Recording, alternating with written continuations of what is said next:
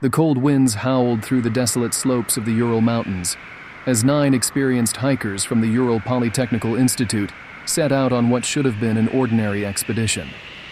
It was the winter of 1959, and these young adventurers, led by Igor Dyatlov, had no idea they were about to walk into one of the most baffling and terrifying mysteries in modern history.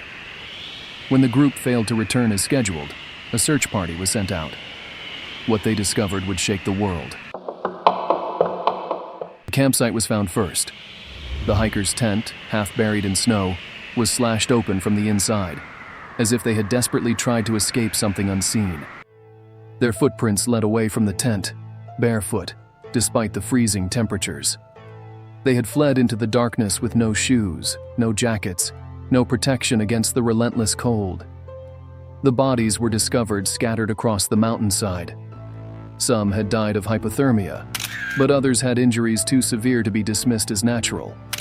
One had a fractured skull, 2 had crushed ribs, injuries consistent with a high-speed car crash, yet their skin remained intact. Another was found without her tongue and missing both eyes. There were no signs of a struggle, no external wounds that could explain such immense internal trauma. The Soviet investigation concluded that an unknown compelling force had caused their deaths. Some speculated an avalanche, though the lack of displaced snow contradicted this theory. Others believed military experiments had gone wrong, or that secret weapons testing had inadvertently doomed the hikers. But the most chilling theory of all suggests something far more inexplicable, something unnatural. Witnesses reported seeing strange orange orbs in the sky the night of the incident. The bodies were found with traces of radiation. The hikers' last recorded diary entries spoke of an eerie presence watching them from the shadows. To this day, no single theory explains what happened to those 9 souls in the frozen abyss of the Dyatlov Pass.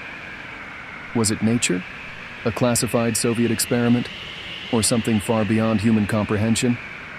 Whatever the truth, the mystery remains unsolved.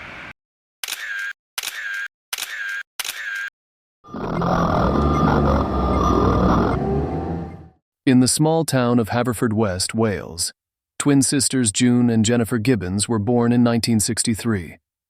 From the very start, they were different. They spoke to no one, except each other. Their bond was unnervingly strong, their silent communication incomprehensible to outsiders. It was as if they existed in a world entirely their own. As they grew older, their silence turned into something darker. They became obsessed with writing eerie, macabre stories, tales of twisted fates and sinister characters. But fiction soon bled into reality. The twins began engaging in acts of vandalism, arson, and petty crime. They were arrested and sent to Broadmoor, a high-security psychiatric hospital, where their behavior became even more disturbing. There, doctors and nurses witnessed their unsettling connection firsthand. If one twin refused to eat, the other did too. If one moved, the other followed. And then came their most chilling decision. One of them had to die. June and Jennifer made a pact. Jennifer would be the one to go, allowing June to live a normal life. Shortly after, Jennifer died suddenly at the age of 29. No drugs, no physical trauma, just a silent, unexplained death. June, once inseparable from her sister, began to speak, to integrate into society, as if she had been released from an invisible prison. To this day, Jennifer's cause of death remains a mystery. Some believe it was a psychosomatic condition. She willed herself to die. Others whisper of something more supernatural, something beyond human comprehension. June now lives a quiet life, refusing to discuss what truly happened between them. The silent twins took their darkest secrets to the grave, leaving behind a chilling question. Was their bond one of pure devotion, or something far more terrifying?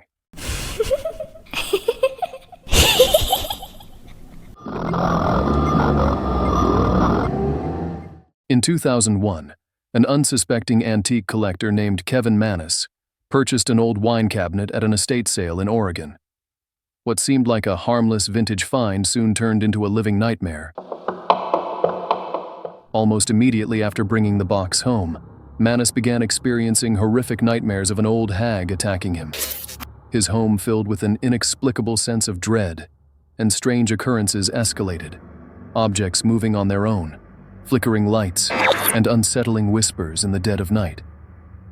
Friends and family who visited his house reported feelings of overwhelming sorrow and terror. As time passed, Manus fell ill, suffering from sudden and inexplicable health issues. His mother, who once opened the box, had a stroke the very same day. Desperate for relief, he tried to pass the box to others, but each new owner faced their own streak of misfortunes. The pattern was undeniable. Anyone who possessed the box suffered unimaginable tragedies. It was then that Manus discovered the legend of the Dybbuk.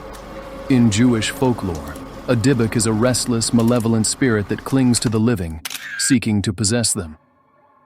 The wine cabinet was believed to contain such an entity, trapped within and waiting to be unleashed. The Dybbuk box changed hands several times, with each new owner recounting their own tales of terror. One suffered from recurring nightmares, another was tormented by shadowy figures, and yet another nearly lost everything in a series of financial and personal disasters. Finally, the box was acquired by Jason Haxton, a museum curator, who sealed it away in an undisclosed location, hoping to contain its dark power. To this day, the Dybbuk box remains a terrifying mystery. Is it merely an elaborate hoax, or is there truly something sinister lurking within? Whatever the truth may be, those who have come into contact with it agree on one thing. It is not just an ordinary antique. It is a cursed relic, one that should never be opened again.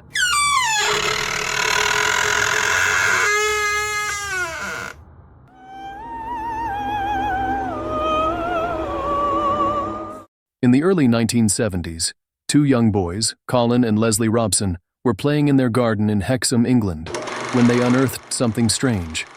Two small, eerie stone heads. The carved faces, primitive yet unsettling, seemed ancient. Excited by their discovery, the boys brought them inside, unknowingly inviting something sinister into their home.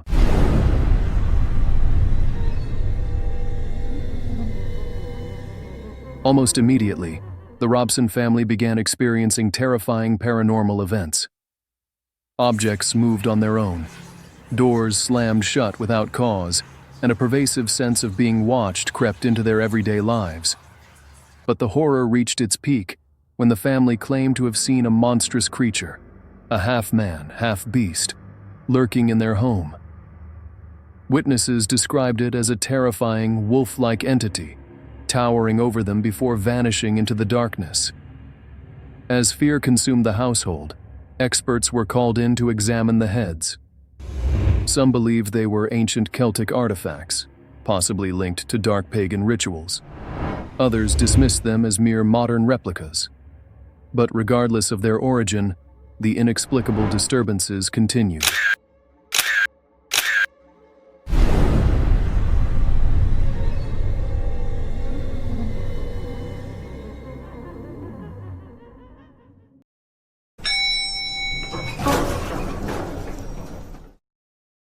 In January 2013, 21-year-old Elisa Lam checked into the infamous Cecil Hotel in downtown Los Angeles, a place with a dark history of crime, suicides, and unsettling deaths.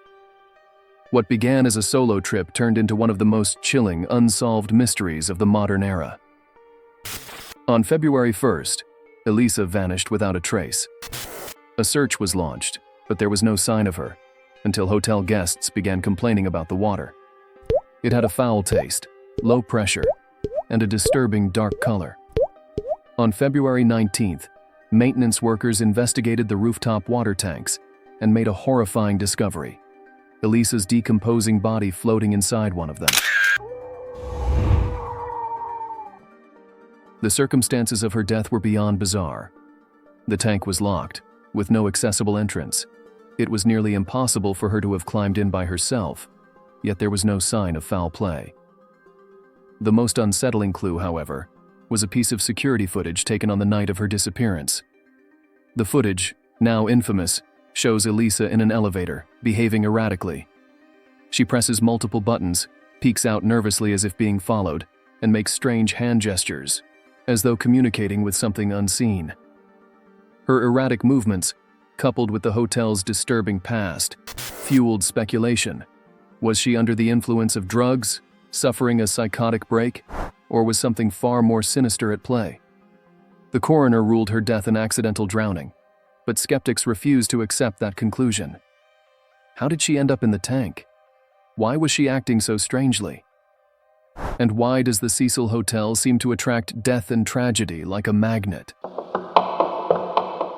Years later, Elisa Lam's case remains an unsolved enigma, leaving behind one lingering question. Was she truly alone in that elevator?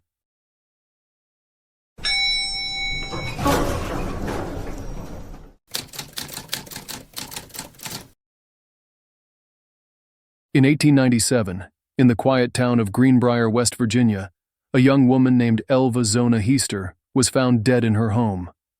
Her husband, Erasmus Trout Shue, claimed she had suffered a fatal accident. The local doctor, pressured by Shue, hastily declared her death as everlasting faint, a vague and questionable cause. With no suspicion of foul play, Zona was buried without further investigation. But one person refused to accept this explanation. Her mother, Mary Jane Heaster. Grieving and desperate for answers, she prayed for the truth to reveal itself. Soon, she began experiencing vivid dreams where Zona appeared, claiming she had been murdered. According to Mary Jane, her daughter's ghost detailed how Shue had violently strangled her in a fit of rage, even demonstrating how her neck had been broken. Determined to seek justice, Mary Jane convinced authorities to exhume Zona's body. A proper autopsy revealed that her neck had, in fact, been crushed, clear evidence of homicide. With this newfound proof, Erasmus Trout Shue was arrested and put on trial. During the proceedings, prosecutors avoided mentioning the ghostly visitations, but the defense made a fatal mistake. Hoping to discredit Mary Jane, they pressed her to recount her supernatural experience in court. Instead of dismissing it, the jury was captivated, convinced that the spirit of Zona had spoken the truth. Shue was found guilty of murder and sentenced to life in prison. The case of the Greenbrier Ghost remains the only recorded instance in U.S. legal history where the testimony of a spirit helped convict a murderer. Was it a mother's intuition, divine intervention, or did Zona truly return from the afterlife to ensure justice? Whatever the truth may be, her story continues to haunt Greenbrier to this day.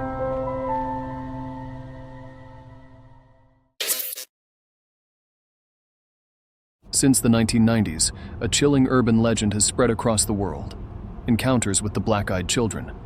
These beings, described as eerily pale children with completely black eyes, appear at the doors of homes, on lonely roads, or outside parked cars, always asking to be let in. Those who have encountered them report an overwhelming sense of fear, as if an ancient and primal instinct is warning them of imminent danger. One of the most well-known accounts comes from Texas in 1996, when a man sitting in his car at night was approached by two boys who asked for a ride. Something about them felt profoundly wrong. Their mannerisms were unnatural, their voices monotone, and worst of all, when he looked into their eyes, he saw nothing but pure, bottomless blackness.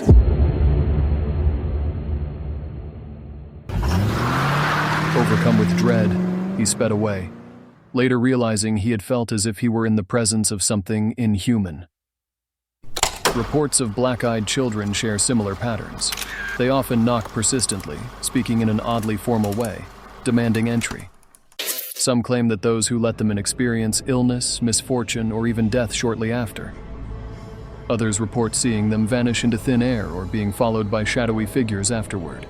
Skeptics dismiss these encounters as hallucinations or the power of suggestion, but believers argue otherwise. Are they malevolent spirits? Extraterrestrial beings? Something far worse? Whatever they are, those who have faced them warn of one thing: no matter how much they plead or insist, never let them in.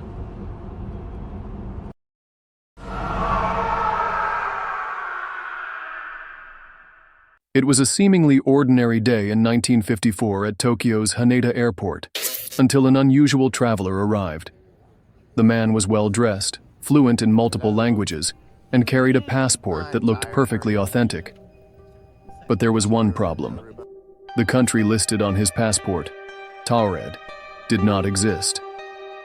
When questioned by airport authorities, the man became frustrated, insisting that Taured was a real nation situated between France and Spain. He even provided bank statements, official documents, and a driver's license, all appearing legitimate. Except for one chilling fact: no record of his country existed anywhere on Earth.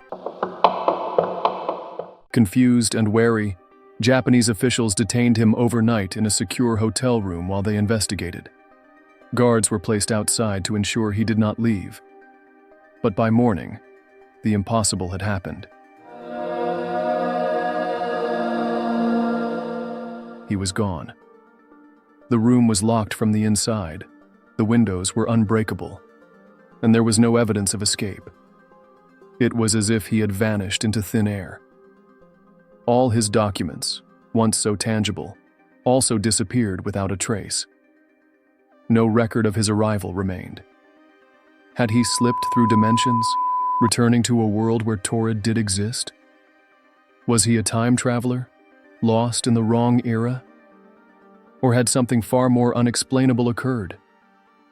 To this day, the mystery of the man from Taured remains one of the strangest unsolved cases in history, an enigma that defies explanation and continues to intrigue those who dare to question the boundaries of our reality.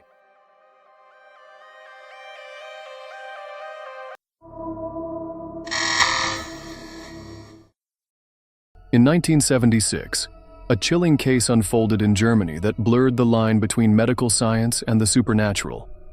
Anneliese Michel, a devout Catholic young woman, began experiencing terrifying episodes, uncontrollable convulsions, self-harm, and voices that spoke through her in languages she had never learned.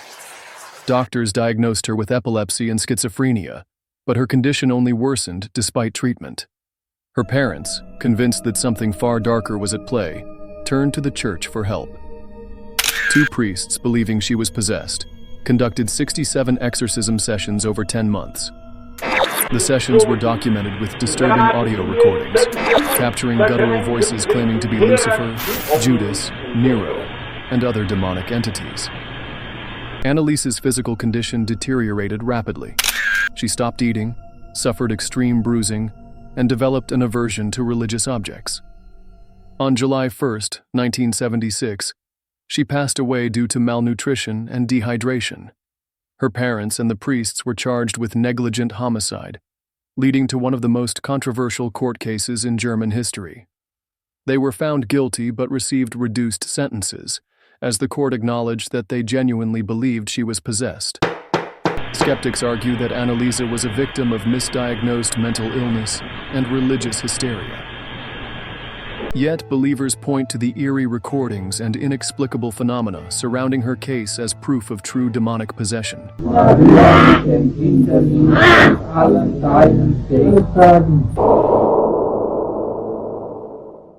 Decades later, her story remains one of the most terrifying and debated exorcism cases in history, inspiring books, documentaries, and the famous horror film, The Exorcism of Emily Rose. If you enjoyed this kind of content, let me know in the comments so I can bring you more stories like this.